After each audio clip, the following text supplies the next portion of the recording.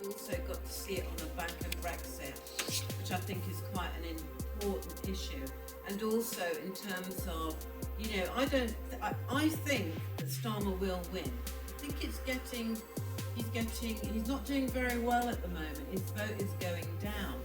I suspect he will win. But I think it's not a vote for him. It's about the Tories. I mean, they're so shockingly awful. The problem with Labour, Starmer's Labour, is what they're promising to do is to not change anything. What they're going to do is just do the same stuff but better. So they're going to, you know, come down harder on the unemployed. They're still going to sell off the NHS. All of that they're going to do better. But the problem is, with a two-party system, where do people go?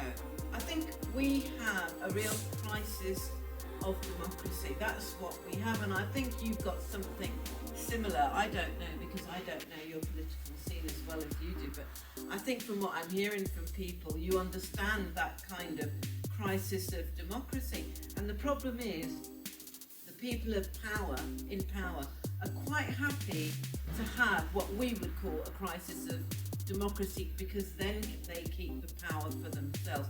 They don't give a damn how few people come to political meetings. They don't give a damn how few people vote. In fact, they prefer it that way. That is exactly what they want. And we did it. We took millions of children out of poverty. We created Sure Start, created the Open University. We decriminalised homosexuality, civil partnerships, schools, hospitals, the Good Friday Agreement. Peace in Northern Ireland. Impossible dreams made possible by Labour governments that they said we couldn't do. Why are you not bringing people out onto the streets? Yeah. You know, why are you letting momentum with this kind of top-down run things instead of actually empowering people, you know, to get out onto the streets, to organise themselves, and to really start to bring about change from below? And one thing that film utterly convinced me of is that the only way we're ever going to get any real change is from below. I think it's really important that people understand why what's happening in the Labour Party has consequences for the whole country. Because if the political system can be manipulated in this way, then we haven't got a democracy.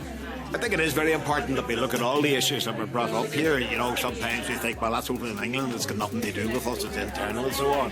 But when Jackie began speaking there, you know, about Corbyn and the British Labour Party and so on, it brings in all sorts of stuff. It brings in, you know, particularly the Middle East, because one of the reasons they had to get rid of Corbyn is that he stood up for the Palestinians, and that's one major reason. And that runs through Irish politics as well. I mean, if you look at what was happening with Eva to President Biden today and so on, nobody dared mention the Palestinian issue. None of them, including people who are committed and always making speeches and about it. They sing dumb because Joe Biden was here and they didn't want to insult him. That tells you something about the nature of politics here. I mean, how weak it is and how shallow are people's commitments and so forth. And I think this was an important discussion, because the people are discussing is, okay, well, how then do we go forward? How do we organise for the future? How do we overcome all the attacks and pushbacks that left-wingers have had? So I think these are very important discussions, and I think it's interesting. That's right, that they should be held here.